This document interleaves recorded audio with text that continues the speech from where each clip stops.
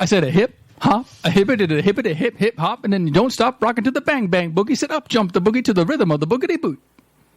Skitty doo bop, Scooby Doo, and guess what? America, we love you. Have you ever been over a friend's house to eat and the food just ain't no good?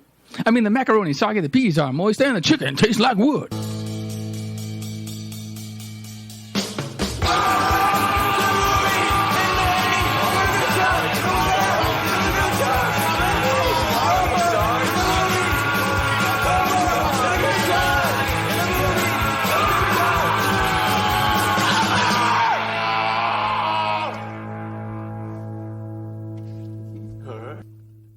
So, Biff, what is the toughest part about a family Thanksgiving in Alabama?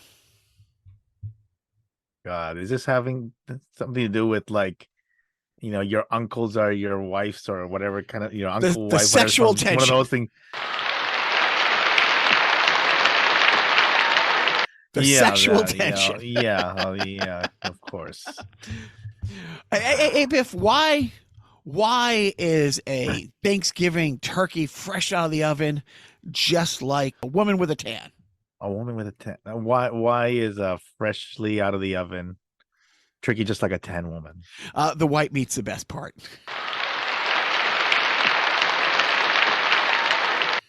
Yeah. Boobs, Biff. I'm talking about boobs. Hello, everybody. Welcome to Carnival Personality. Your good old pal Jacques. Why am I here? This is Biff. Because Joe can't be, and he is saddened. There was a scheduling conflict, but Joe and I did just record with next week's Sideshow guest, which I'll talk about in a second. But first, Biff, again, big thank you to Joe. Big thank you to you for last week's Sideshow. I cannot tell you. That was fun. Yeah. It's over 350 of these episodes. Like, of the episodes that we didn't have a guest, this was a top 5, top 3 non-guest episode. You finding the Japanese paper truck? Yeah, that is, like, you know, I mean, educational, right? It's like, you can recycle newspaper to some dude driving around in a truck.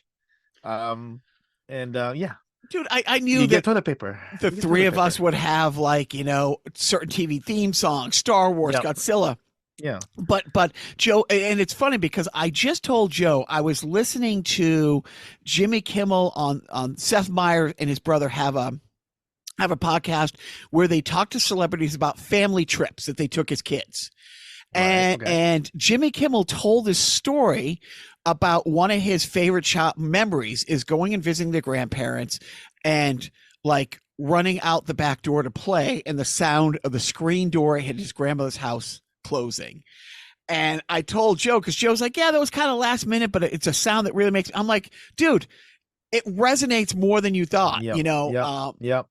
And of course I would have been disappointed in you if you didn't have an Ultraman thing. You would have been disappointed in me if I didn't have a Star Trek Star thing. Wars, you know, Star Trek, Star Wars, all those kind of things, right? I mean, And the feedback I got on it was so many people had texted me like, "Oh my God, when Biff mentioned this, oh my God, the PBS thing that Joe mentioned." But next week's Sideshow. So a few weeks back, I did a Greg Bogus Mondo Theater or Luna Theater Mondo comedy show. And there was a comedian. He's an older guy. His name is Brian Longwell. And he's labeled the corporate comedian.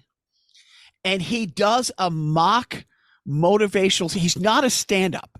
It's more of a half-hour one-man show, performance theater. It's like a 30-minute Kids in the Hall sketch about business, and it's a mock corporate, like a motivational speaker who goes to a big corporate function. Right. Okay. It kind of does. It's almost an act, right? It's almost a skit, right? It is. It's an act. It's an act. And he's a character. And dude, he comes out and he uses an old school overhead projector, you know, and it's all slides. He like these hand drawn stick figure slides, and he's like, and it starts at like a 2 or a 3, and slowly builds, and the first 5 ish minutes, you got to ride it out because he's Right. bumbling. He's not good at his job. He's not really sure how to make the overhead thing work. And he kind of doesn't lose you, but it's like, okay, okay, there's a chuckle, but it's a build.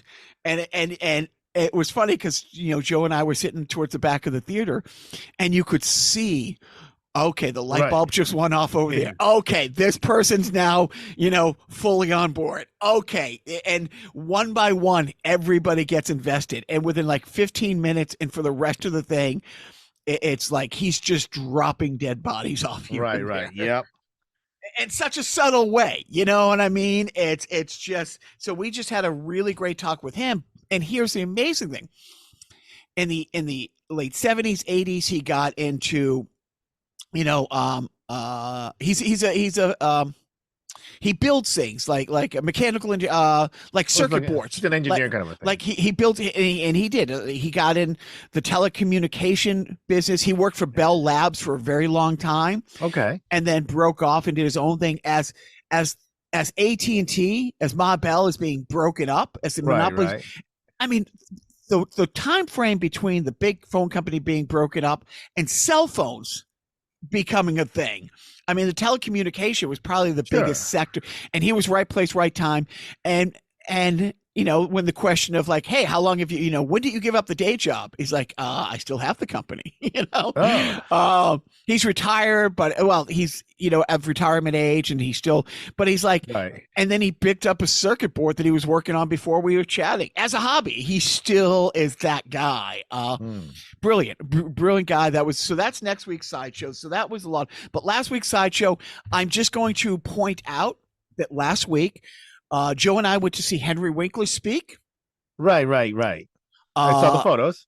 I'm not saying anything about it because I want Joe to be here for it. Yep. I will say the best $35 I spent to see a concert, a comedian, right? Or what? And I say that because it came with a $30 book, and you got your picture with them. Yeah, that's a bargain. That is a bargain. It really is. It really is. So I'm going to table that. Yep. Also, last week, and this is another really cool thing. I had a comedy gig. It was 2 hours and 15 minutes away. It ended up being 3 hours away, or 3.5 hours away, because the club kept on moving. You know what? Look, if you're going to have a comedy club on a flatbed truck, right? Look, I love the food truck comedy circuit. Don't get me wrong, but I would like to know where you're parked.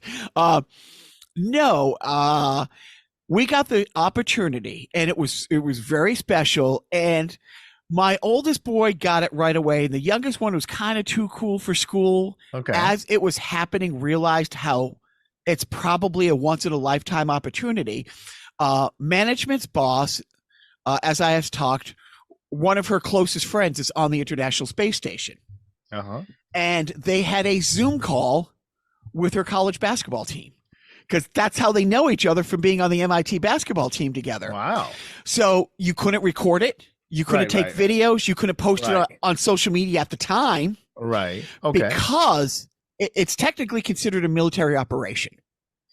So that's interesting. But yeah, I guess it's true because it's not, there might be like, so because NASA, people forget that NASA is not a military operation, or inherently not, right? I think. Right. But and, yeah. And she is, her quote unquote day job is marine attack helicopter pilot. So she is there in a military. She's a technician. She's a technician on the space station. Yeah, she did a spacewalk last week that we were able to watch live. But so my wife's boss so nicely invited us to be there to watch it, and so it's maybe 30 families, and it's all her friends and their significant others, their partners, and their kids, and the kids are asking questions. So the first 5, 6, 7, 8 minutes, it's just a headshot, her floating there, her hair, she has long hair, but it's just completely like, the Bride of Frankenstein, just sticking straight up. And she's explaining because there's no Yeah, gravity. it's either Bride of Frankenstein or Marge Simpson, right? Right. And she's explaining to the kids, yep, there's always bad hair days. There's no gravity. This is what. But then Biff and I literally had tears. She pulls the camera back, and she's wearing her MIT basketball uniform. Oh, nice. And just everybody erupted. Like Of course, yeah. Think about this. She had to have everything approved to bring with her. And it's like, and like I was joking about this with Joe, in Spaceballs, where it's like only bring things essential to survival, and the woman brings a giant hairdryer. It's like, Right. So she had to plan this months in advance, and then it turns out, when I was texting with the wife's boss later about just, hey, thank you for letting us boys be part of this and be there. She's like, oh, by the way, that wasn't her uniform. She had to have it custom made because you can only have 100% cotton on the space station. Right. So not only did she have to plan to bring it. Wow, that is dedication. But I mean, can you imagine, honestly, if Hafan's up there and the camera goes back and he's wearing a Paul F and H T-shirt and it's just us idiots, you know what I mean? I mean, that was her saying how special everybody was to her. Yep. Like everybody's at home thinking, this is my friend and it's special. We get to think, and this is her way of like, I'm just, I was in tears, and it was great that, my little guy got it and his friend was there and got it. And I'm like, yeah, dude, in 30 years, maybe space travel is a normal thing. But right now there's 8.5 billion people on this planet. There's a half dozen of them. Right. In orbit. Well, probably more than that, but right. But still, so still less than 0.0000. I mean, right, 100%, obviously, If Joe was here, we'd almost have as many people on this podcast. If it was us and a comedic guest, we'd have half of the number of people in orbit. Anyway, so it was just really special. And look, it's been a lot of emotional things lately because the meeting Fonzie was great. Meeting this, we have our friend Guitar Center Scottie. His son was in town to play a game. Right. Yep. Dude, it was so. I bring our oldest guy, bring Grayson, because they're friends, they're pals. Like they've hung out maybe a half a dozen times. But when Guitar Center's kid was in town looking at schools, we all went out. They're the same age, so we went to see the game. It was a tournament, and the team they were playing, funny enough, was from Vegas. So here we are in Marlborough, Mass. And here's a team from Quebec playing this team from Vegas. Yep. And and it's just funny because it's easy to spot his kid. Because the names were on. I'm like, hey, but that's him over there. But he's tall, dude. Tall, like G is like taller than me now, and he was taller than him. Yeah, it's like wow, obviously, I hadn't seen him in a little while, so yeah, and he he's a couple inches taller. He's taller than his dad, that's for sure. And so here's the thing. So look, I used to take those trips and it was kid and eating junk food. It's like, and I've told the boys, because we pulled into a Hostess outlet. We have these Hostess outlets. Right. We actually, they have them here too. Okay. So they're about to go, they're about to expire. And they pull them off the shelf there, and they're still good. Look, dude, there's no expiration dates on Twinkies. Let's be really honest. Let's not underestimate the power of all the preservatives that they, carefully pack into those, products. And I remember it's like I take like $5. There was one like 2 miles from my parents' house when I'm in high school playing juniors. Dude, I would take a suitcase, a pillowcase in, and just so I'm like, okay, I'm gonna load them up on snacks. And I hit Guitar Center. I'm like, hey, is there something special? Blah blah blah. Do you want the wife to make X, Y, and Z? And he's like, no, whatever you get's great. And so I bought all this junk food for the bus ride home. But then I'm thinking, you know what? He's an athlete. And I know he's a high school kid, but I mean, I know times have changed. And at the same time, am I going to embarrass him and bring in this? So I didn't. I left it in the car. And so here's some families for people who play on the Vegas team who have family out there. They came to see their kid, and some parents made the trip. But there's some, I think he's. I'm trying to think. I think there's a couple kids from Europe on the team. Wow. It's mostly Canadians. He's the only American. There's a couple, European kids on the team. Right. But there was a couple people who have local family who came to see him play, and they're giving him gifts and stuff like that. I'm like, oh, hey, G, it's cool. Run out to the car to get this. And he was just so happy. But here's the fun part. And here's what I want to talk about for a couple minutes. Nicknames. So. Okay. So when in between the first and second period, actually they played two halves, because it was a tournament thing. There were so many teams. Oh, okay. So they played two 25-minute halves is what they played. And I see, a girl wrapped in a Canadian blanket, and I go over like her and her mom. I said, hi. The daughter spoke perfect English, mom, the French. And she spoke some English, but she all French. And I'm like, hey, blah, blah, blah, this. And I'm like, yeah, is your son on the team? He goes, yeah, my brother, he plays this. And who you here to see? I'm saying, oh, I'm here to see this kid. And they're like, oh, Beverly Hills. That's his nickname. That's his nickname. Oh my God. And so we see him after, and he comes out of the locker room. Obviously, they know nothing about LA geography. Oh my God. I'm kidding. Yeah, that is funny. But that's where they live. He lived in Beverly Hills. And so I'm like, as soon as he comes out, I'm like, hey, Beverly Hills. And he starts laughing. Yeah. Goes, yeah. He goes, I said, does everybody assume that you know celebrities? And he didn't get pissed, but his expression dropped. And he's like, dude, people literally ask me, do we have dinner at the Kardashians' house? And it's funny because people really assume that, oh, you're from Beverly Hills. You must know, let's see, everybody. It is that, that whole, we don't go around expecting, people from, Montreal to just casually be eating dinner with Patrick Roy, right? I mean, so yeah, but it's true. It is funny. It is funny. Because I remember seeing Martin Short talking a few years ago. Okay. That he signed his kids up for hockey, not because he's Canadian and he wants them to play hockey, not because they love the sport. It was just the best place to network. That's true. Actually, I actually told one of my coworkers a long time ago, I said, if you come to LA, it's a great place to, because he played hockey in college. I think in fact, I think, where did he go to? I think he went to BC and he played, college hockey there. So, hey, great place to network if you ever want to, because he wanted to be in the entertainment business. So whatever. Yeah, no, 1,000, and that's a funny thing. It's like, of course, he's crossed paths with children of celebrities and stuff like that. Where he went to high school and stuff.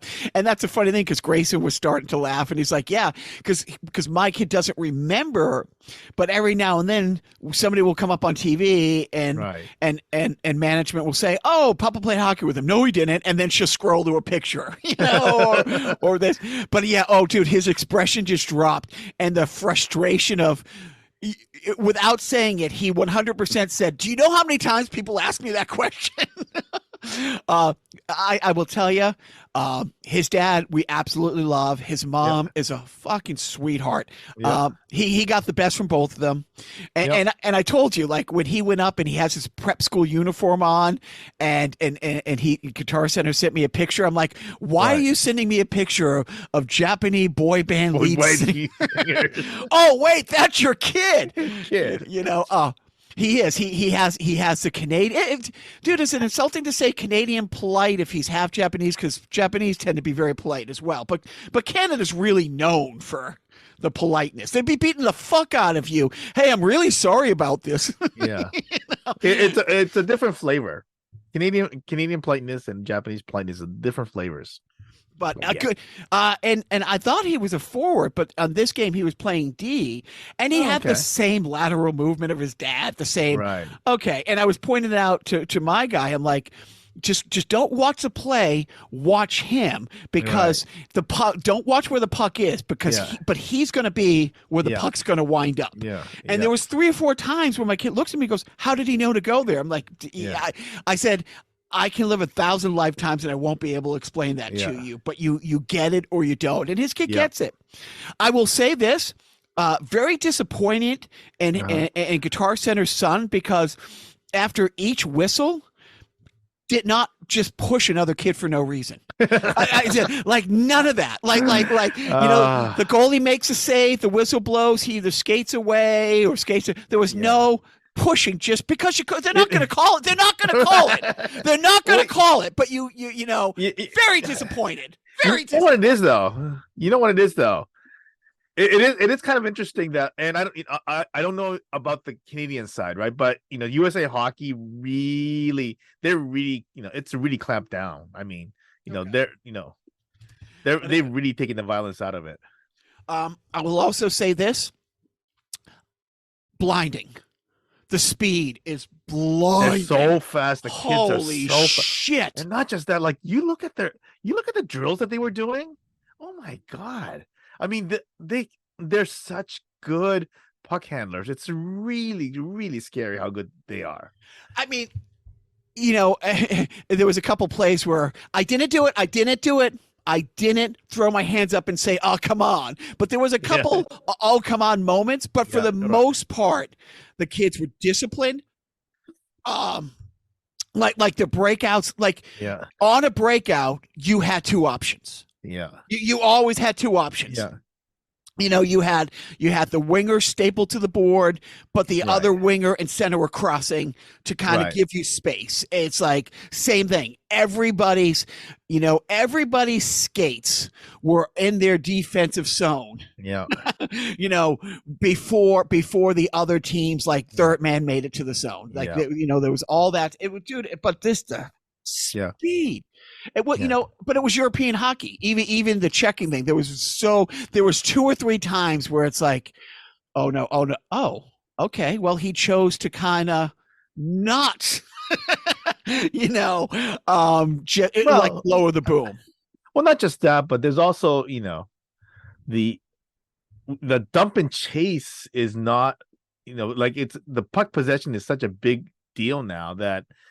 They do a lot less of the. I mean, they still dump and chase, right? It's still done, right? But it's dump and chase with a purpose. Yeah. Like they're either doing the soft dump to the far corner, knowing that the winger has the bead and the defenseman has to turn, or it's around the horn type thing, so that you're gonna, maybe get your D to get a change while you're getting it deep time. That's just smart hockey, and they're just fucking kids. And it's like, but it was really, really great to see him.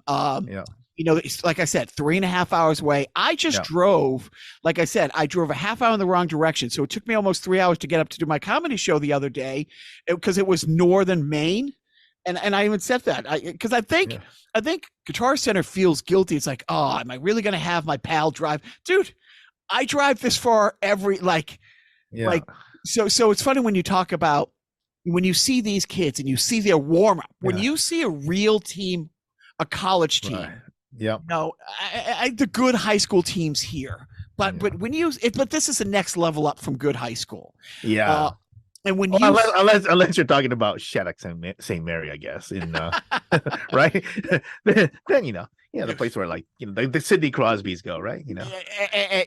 Factories. Those are factories, and it's funny because when you line up Maria Dennis coming on the show, when I told her that my niece goes to Cushing, she instantly was like, "Oh, that's a hockey factory." Like that's just a factory. I'm like, "Yep," and she's in that machine. So here's the fact that his nickname is Beverly Hills, and that the mom, the player tells me that, and then when I told him, it was a really special moment.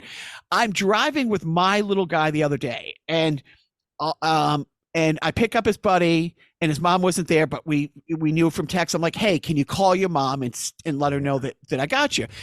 And so he's talking in Portuguese, and he says something in Portuguese.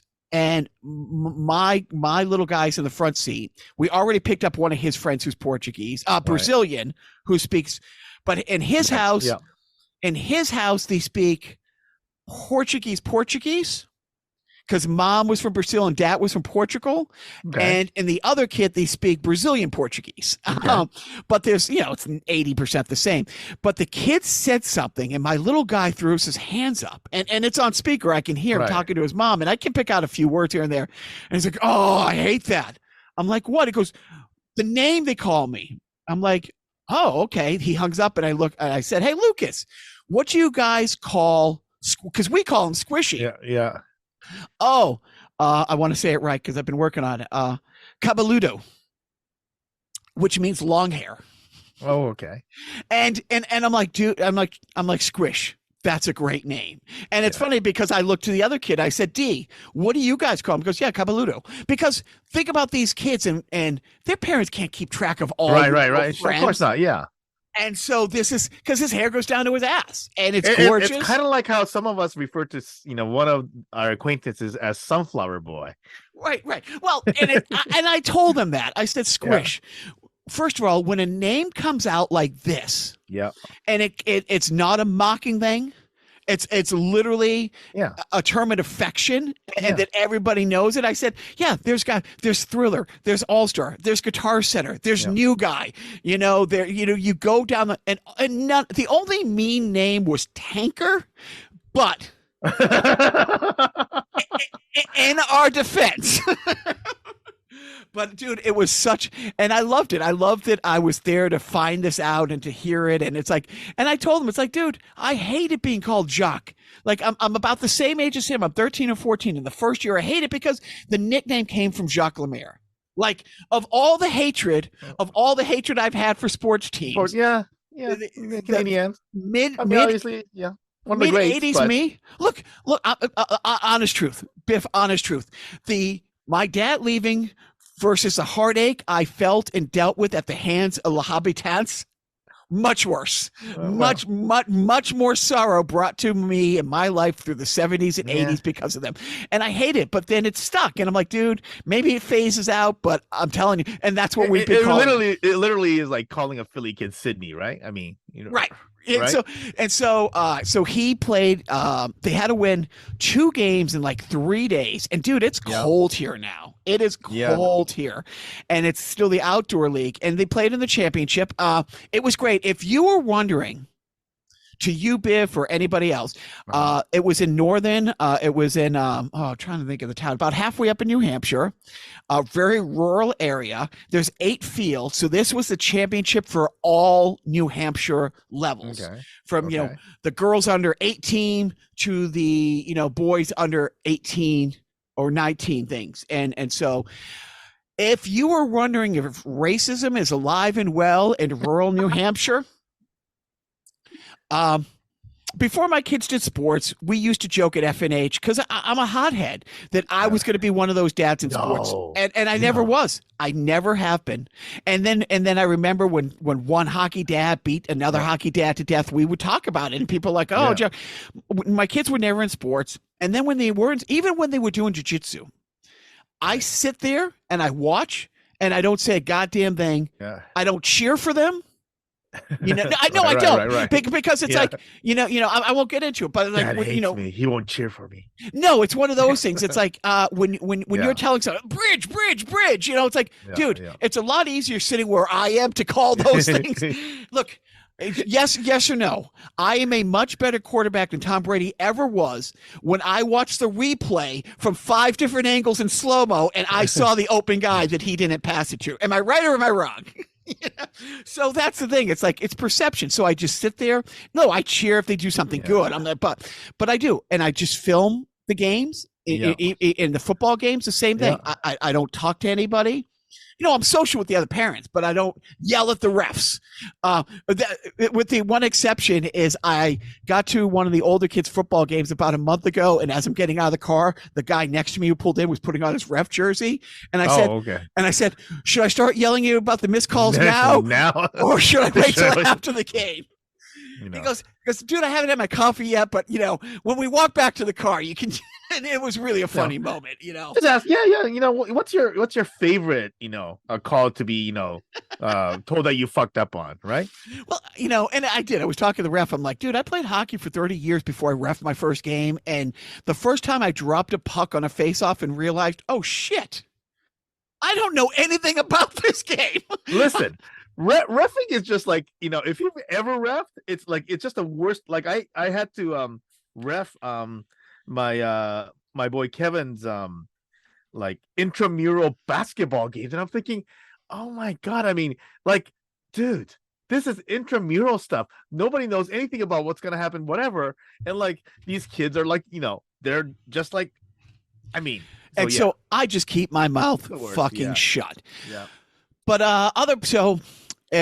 most of the teams that my son has played this year, I'm going to say are 90+% Caucasian. Okay. This team that they played on the finals, I think the darkest kid is translucent. Not so much. The darkest kid is translucent. Okay. My my goodness. So my kid, when their team is out there, I'm going to say 40% of the people are cheering in Spanish. 40% are cheering in Portuguese. And the coach is from Mexico. Right. And he's only one. There's like 17 kids on the squad. There's only 2 kids who percent as Caucasian.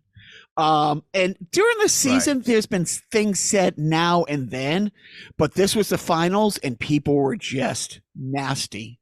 Yeah. I mean, dude, I'm not going to repeat what was said. Listen, nasty. I mean, you know what? It's not like it's a New Hampshire thing, right? Because we've had that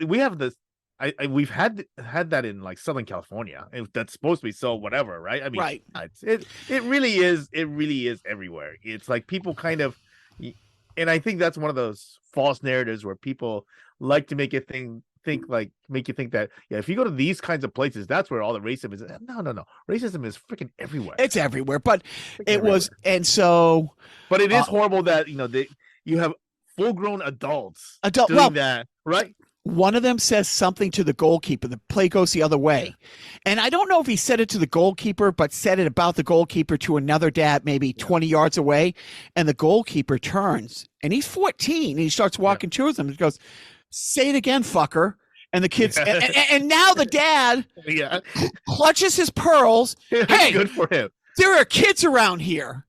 And I said, well, and now I'm like 10 feet behind. There's a little, hill, and I'm standing on top of the hill for the vantage point of videotaping, you know? And I say to him, I said, well, you can come say it to me, my friend. And now Ellen, the wife, says, Jacques, stop. And I said, he's really wants to pick a fight with a 14-year-old. And then the guy, and it went on, other people. And then finally, the president comes over. He stops the game. He goes, we're going to clear the field. And I said, please do. He goes, no, I'm serious. I said, I'm serious. Let the kids play. Yeah.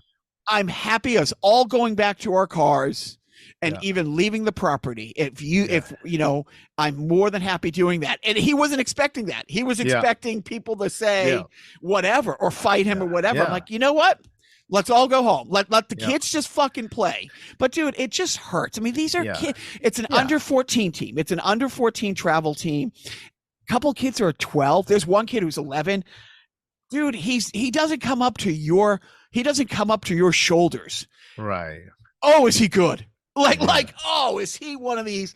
Yeah. Okay. Just keep your eye on him.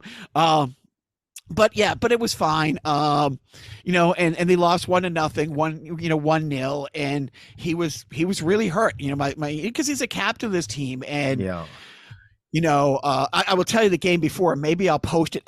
I'm on the other side of the field, so I don't have a great vantage point of it. But he is in a full sprint. I mean, a full sprint, and the kid chasing him down, pushes him right on the numbers. Oh. And when I say he was airborne for at least 6 or 7 yards. Oh my God. But and the funny thing is, he's got in trouble in school a couple times because he was taking a nap and somebody shook him awake, and he literally picked him up, spiked him, and put him in a hold. This time, he just got up. The kid got a yellow card. It was a penalty kick, and so all my kid did is like just clap and like, yep, I will take being launched from a catapult like this in exchange. And that was for the playoff game before. But no, I mean, when you talk about nicknames, it was like the fact that you know, Guitar Center kid is named like, you know, Beverly Hills. My kid is, you know, Cabeludo. And it's fun. So it's been an interesting thing. And like I said, I went up to Maine. I did a comedy show. Got to open for another. So I will say one thing. So, you know, I did not have a nickname, but it was really so much fun where like all the other guys would sing. You know, back then they had a Kawasaki had an, you know, ad campaign where it goes, you know, Kawasaki, let the good times roll. Yeah. So they changed that to Yamazaki. And so I get that, you know, it was great hearing it, you know, from multiple people, multiple times a day. That was awesome. I just love that. Yeah. So, but overall, what do you think of nicknames, Biff? Oh, it's great. It's the best. It's the best. For those listening, I will say though, and I love many of those, you know, the hockey nicknames, but it really annoys me. And it's kind of like, it's supposed to be that, I guess, a funny charm thing, right? Like every guy named Campbell is going to be Soup. It's like, right? Come on. Right. So, I mean, that kind of stuff, right? So when it's so natural and stuff like that, you know, it is. It's just great. So no, it's been an interesting thing. So like I said, I went up to Maine. I did a show. It was fun. It was a lot of fun. It was at one of those theaters that have full table service of food, like a full menu and stuff like that. Right. You know, so that was fun. The guy I opened for is one of these other, you know, Ken Rogerson. Another 65-ish Boston legend and they're all friends with Lenny Clark, and they've all done episodes of Rescue Me. And, cool. Yeah, that's cool. Yeah. And they all have those fun stories because, you know, I mean, there's a group of about 15 of these guys who all survived the 80s. I think once they all hit 40, they're like, holy shit, how are we alive? Hey, Rocky, watch me pull a rabbit out of my hat. Again? Nothing up my sleeve. Presto! Wrong hat. I take a 7.5. Now here's something we hope you'll really like. It's been a while since we've done a self-indulgent theater, and I have asked the birthday boy if he could delight me, and I'm quite sure you, dear listener, by reading the primetime lineup for 1977 as the voice of 1977, Casey Kasem. Yeah, I guess I could try that. All right, so just imagine. I'm taking you back to 1977. Here, let's give this a try. It's Casey Kasem here with the 1977 NBC Fall lineup. This Thursday on NBC, it's Punch, it's the other guy. They're California Highway Patrolman, otherwise known as Chips. Followed at 9 Eastern, 8 Central, 7 Mountain, 9 Pacific, because they don't go that far back. It's Man from Atlantis. That's not Jason Momoa. Then at 10, Rossetti and Ryan. I think that's some sort of a pasta combination. I'm not sure. You know, if you're going to lead into the 10 o'clock lineup with these fucking weird titles, you know, maybe give me a heads up. Is this a drama? Is this a comedy? I'm coming out of the Man from Atlantis, going into a fucking Russell and Ryan at 10? Is Don on the phone? That's on NBC. You want me to do ABC? Yeah. You don't have to do Fox. Oh, in case you could. Coming up at 9 p.m. on ABC, it's Welcome Back, Kotter, back for their 7th season. No, they only had 4 seasons, isn't that right? Yeah, you got your John Travoltas and your Gabe Kaplans, and that's all I know. Oh, then Horseshack, you got that nerd Horseshack, followed by your black show, What's Happening? There you go. There's one for you.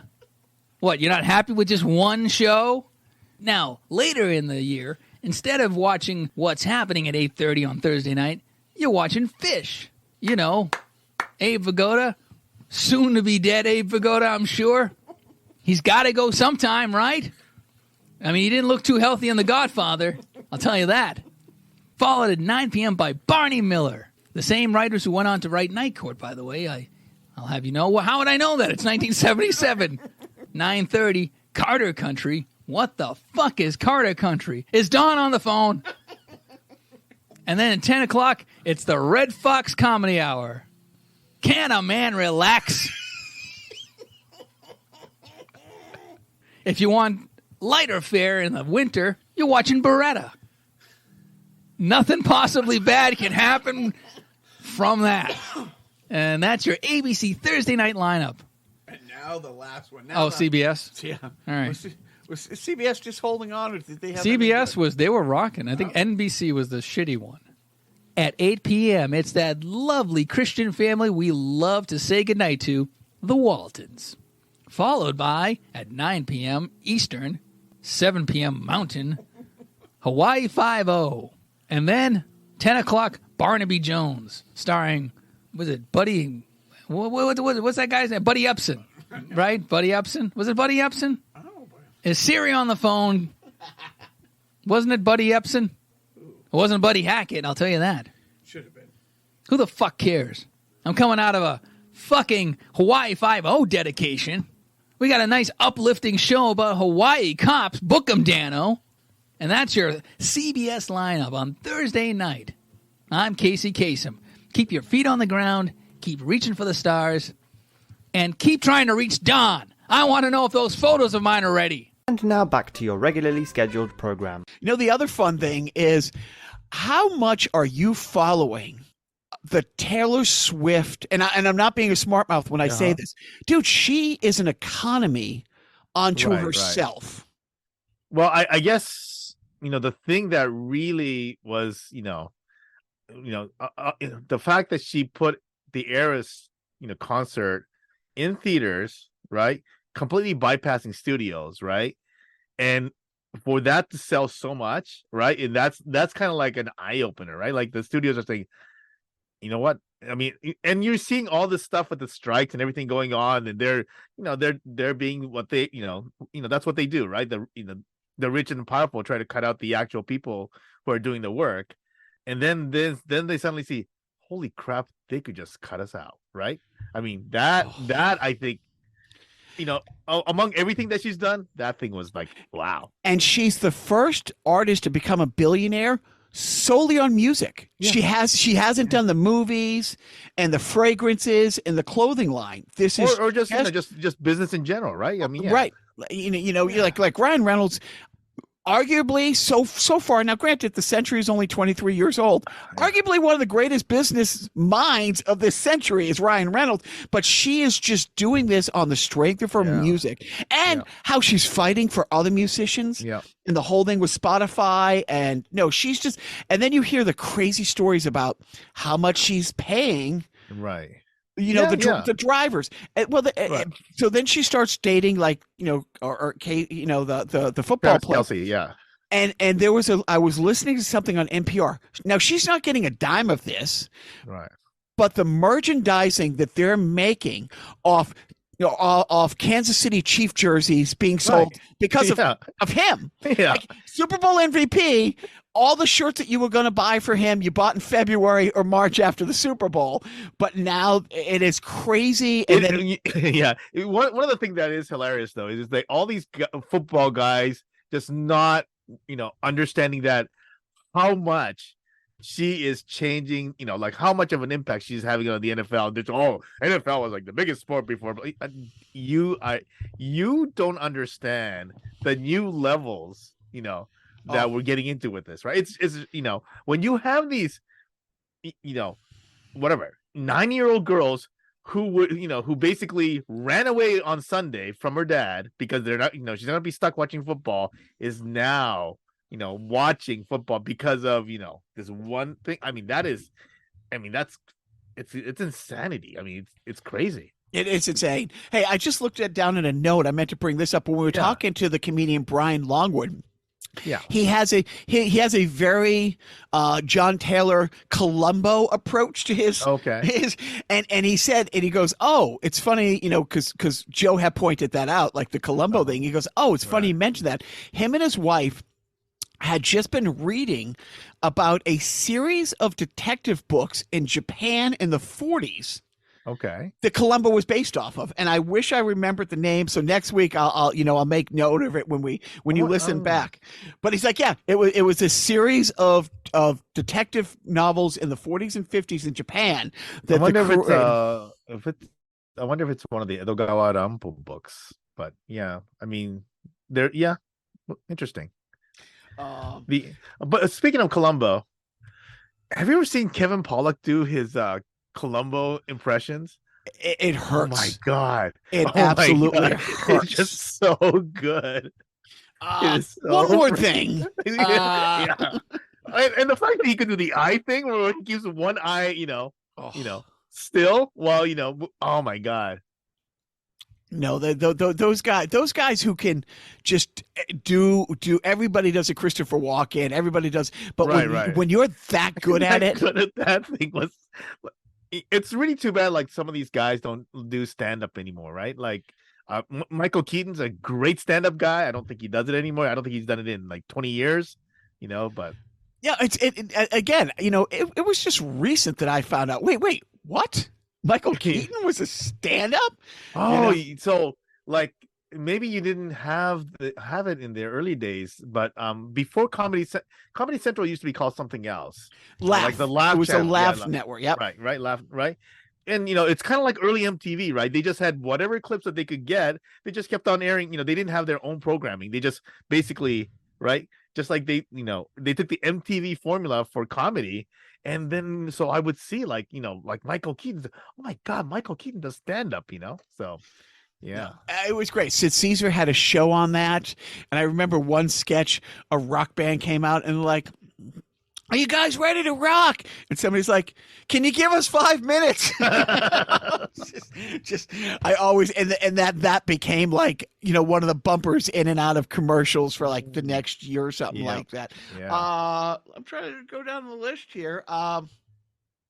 I have no crimes today. No crimes today. I saw a hilarious one, and I'm trying to remember what it was because it was one of those things where it was a little new wrinkle on the crime. So I wish I would remember that.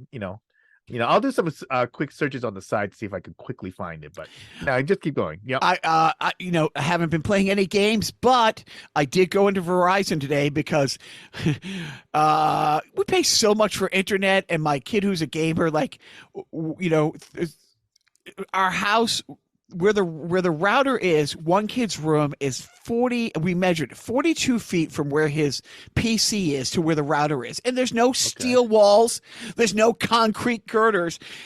He has to run an Ethernet cable from the router there. Now, we have a small, it's probably like 10 by 10 like clubhouse outside that we built for the boys when we moved here. The little guy will be out there on his PS. It's not in the house. It's 50 yards away from the house, little shed, but he will be out there playing FIFA. Right. His PS5 has 100%, capacity. So I went into the store and the guy's like, basically he's giving me have you turned it on and turned it back on? And it's funny because I'm always start off nice, but then I'm like, dude, I'm old. I've been doing this for a while. I'm telling you, we spend $300 a month, and yes, we've also bought the extenders. We've done this. We've done that. It's like that you guys gave us a new router a year ago. It's like, so they're sending somebody over tomorrow. So my whole gaming thing. So Joe's gaming thing, by the way, Joe has fallen down into a new little rabbit hole where he's repairing old systems. Oh, okay. Like the Ataris and stuff like that. You mean taking apart this isn't really working. Okay, well, and it's all on YouTube if you have the patience and the what do you call it? Like the aptitude, to do it. But that's become one of his new hobbies. It's like, yeah, I can fix this, that's cool. Which is awesome. So what was he like? Is he one of those? Because I know there's been people who kind of just get these, right, fix it and turn it around, and then that's how they fund more or whatever kind of. No, this is Joe, so he can fix it and use it. Use it, okay. So because he could probably turn it around, right? Could sure, but then he wouldn't have it. He'd also have to like maybe deal with people and stuff like that. So maybe that's not so attractive either. And anything happening in sport other than Taylor Swift's boyfriend playing football? I mean, you know what is kind of hilarious is that I know that you don't really follow, hockey in general, and definitely not hockey outside of Boston. But man, the Edmonton Oilers, disaster right now is freaking hilarious. It's like, I mean, there's just full on panic where you have essentially, arguably two of the top 5 players in the NHL, and they're just like, and they lost to they gave the San Jose Sharks their first win of the season, and the Sharks is a team that lost, that gave up 10 goals on back-to-back games, and to Vancouver and Pittsburgh. And then I was thinking, well, this is probably exactly what the Oilers need, play a real crappy team, and lo and behold, freaking the only, like, now and then on Instagram, in between stand-up comedy clips and drum clips and early 80s punk clips, I will see, like, I don't really see clips, like I see old clips, like I'll see old, but I'll see a lot of European, like, soccer memes and funny, like funny things, but I'll see, like, a literal dumpster on fire rolling down the street. Yeah. Somebody will superimpose the Oilers logo on that. Yeah. Oh my God. It's just so brutal. So brutal. But it's funny. Like I said, the only hockey that I'm going to follow is I got tickets for a couple University of Massachusetts Lowell game coming up. Okay. Yeah. It's fun. They're right down the street. College hockey is a blast. Oh yeah. And when I took my little guy last year for Star Wars night, of course, he was also amazed.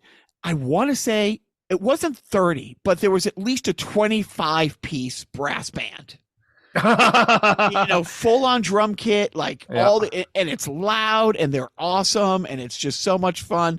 So that's about it. So that's the only, and literally, like, just the European football clips that he constantly will take my phone and say, "Hey, did you see this? Hey, this person just did a bicycle. Hey, can we stream the highlights of this game?" It's like, yeah, but other than that's my whole sports thing is that. I mean, call it, that whole hockey East, college hockey's got some quality talent, right? So, I mean, you're gonna have some blue chip guys, you're gonna see some blue chip guys playing, right? So the last time I went to a game, I had on the app, I get the ULOL the ULOL radio station streaming, and it is funny when they're like, they were playing Merrimack College. Between the two teams, there was at least 5 to 6 people on the ice who are properties of this team, property of that team. Yeah. Well, Cale Makar, he played for UMass and not Lowell, but Cale Makar played for UMass. So I mean, people like people in your area were seeing freaking the best defenseman in the NHL, on a regular basis. Right there, yeah. No, it's the abundance of riches when it comes to that. It's the only college. All other college sports here suck. But that arguably hands down the best. You watching anything other than hockey? Are you still back on Dragon Slayer? The Demon Slayer. I actually watched the second season. Yeah, I have to catch up on those, but and I don't know when I'll catch up, but because I've been just so busy with work. But maybe during the holidays I'll get a few episodes in. It took us forever just because of the boys' schedule and the wife's schedule. We just honestly, Loki came out and we just watched the final episode. Here's the thing about the MCU. Either things just work out and come up sunshine for them all the time. Right. Like they keep drafting low in the 7th round and keep coming up with blue chip quarterbacks. Right. But the way Loki ended, when I say the first time you see Loki, I want to say is 2008 and the first Avengers movie after you meet all the Avengers. Maybe that's 2011 though. The first one was Thor, right? Thor was the first one, right? Oh yeah, okay, yeah. No, you're right. You're right. Thor. Right. But the first time he's really, yeah, no, he was big in Thor. You're right, but he was the guy, and he keeps. Well, it's just in the Avengers, like that that guy that was kind of hilarious, in Thor was really. I mean, that's where he really kind of he became had this thing, right? He had a catchphrase in Avengers that he kept saying over and over. I'm Loki of Asgard, and I'm burdened with glorious purpose. Yeah.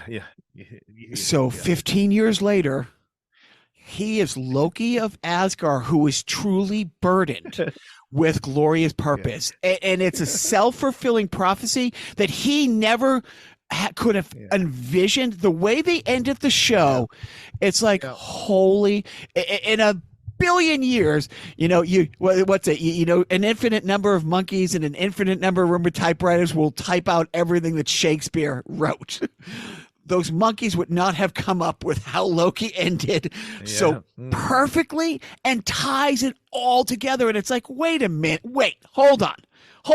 When he was saying I'm Loki burdened with glorious purpose 15 years ago, did you guys think that, after this phase 1 ends, and then after phase 2 ends, at the end of phase 3, we're going to have this happen?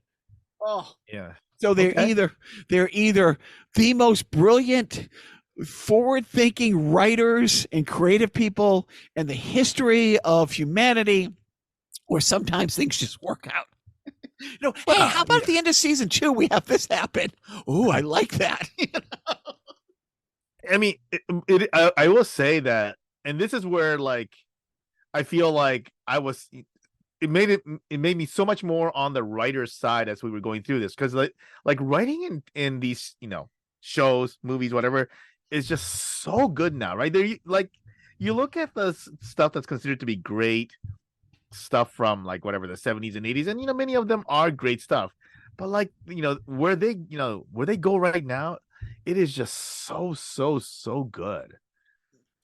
And their attention so good now. The attention to detail.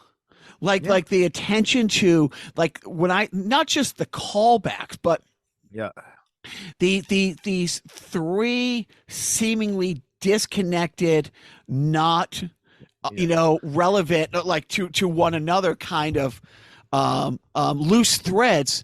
Right. 2 years later, 10 years later, tie off into this nice little bow over here type thing. Yeah. So that was great. What do we have to wrap it up with a parenting tip, Biff?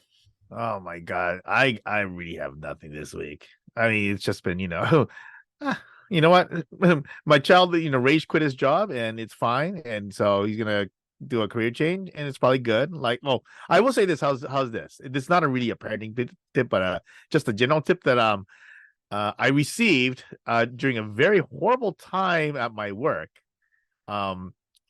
where one of the things that, as we were going through, kind of these groups, sessions, they said, you know what? If you're unhappy at work, 40 hours a week it's a long time during the week to be feeling miserable. So yeah. No, I'm 100% for that. And look, things have changed over the last 20, 30 years. Yeah. You should be as loyal to your company as they're going to be to you when times get tough. Yeah. No, absolutely. Yeah. No. So my tip for this week, would literally be just something as simple as, if you're on a football team, and in this case, I mean soccer, and there's parents who are yelling, racial epithets at your teammates, you have 100% my blessing to tell them to go fuck themselves, and you just feel free to say, if you got a problem, my dad's right over there, next to his Asian wife. So maybe, maybe go see how he feels about it. But it's one of these. Not exactly sure which option's scarier. Right? Yeah. Seriously. Not exactly sure. Yeah. But I was, it was one of those things where, when when my absolutely horribly white son this summer, a coworker told him go back where he came from because he had it in his head that he's part Korean, so he came from Korea. And I'm like, you know what? Good. It's like, let's get it out of the way. You're going to be, you will never really be racial profiled. Let's be honest, boys. But it's nice that you get to kind of see what your Every mom, once in a while, that your mom's dealt with. Maybe now you can kind of see, God forbid you looked Asian. Let's just put it like that, man. So I think but it did. It really, really, really upset. My little guy, that it's like, and he said that. He goes, yeah, there was a couple kids on the team, who were saying stuff too. I'm like, yeah, how do they not? If their parents feel this emboldened on the sideline to say this, and we're in rural New Hampshire. But yeah, my parenting tip is, tell your kids they're more than welcome to tell racists to go fuck themselves. And if they're not sure how, you can draw them a picture. All you, Biff. Take over for Joe and ramble for 5 minutes and go. I think now that I have the floor, I think I'd like to talk about the evolution of all girl metal in Japan. So for the next 30 minutes or longer, I'm kidding. I am kidding. Oh my god! You know that thing where they tell you to, like, it's some stuff that's going around saying you have to pick a subject, and with no material preparation, you have to talk 30 minutes straight about something, right? I could do that, or actually, what's even better is I could actually talk about what we call the Deep Purple family tree, where Deep Purple as a band have spawned so many bands that all of you, except for maybe Scottie, all of you probably dislike. So I could literally talk about that for 30 minutes. But I think what's more important than that, it's really important that you don't forget. And here's what he writes. Dear Casey, this may seem to be a strange dedication request, but I'm quite sincere, and it'll mean a lot if you play it. Recently, there was a death in our family. He was a little dog named Snuggles, but he was most certainly a part of... Let's go start again. I'm coming out of the record. Play the record, okay? Please. See, when you come out of those up-tempo goddamn numbers, man, it's impossible to make those transitions, and then you got to go into somebody dying. They do this to me all the time. I don't know what the hell they do it for, but goddamn it, if we can't come out of a slow record, I don't understand it. Is Don on the phone? Okay, I want a goddamn concerted effort to come out of a record that isn't a fucking up-tempo record every time I do a goddamn death dedication. Now, make it, and I also want to know what happened to the pictures I was supposed to see this week. This is last goddamn time. I want somebody to use his fucking brain to not come out of a goddamn record that is that's up tempo, and I got to talk about a fucking dog dying. It's just the state she's in. Not something that he did. Now he's on this stone at the world.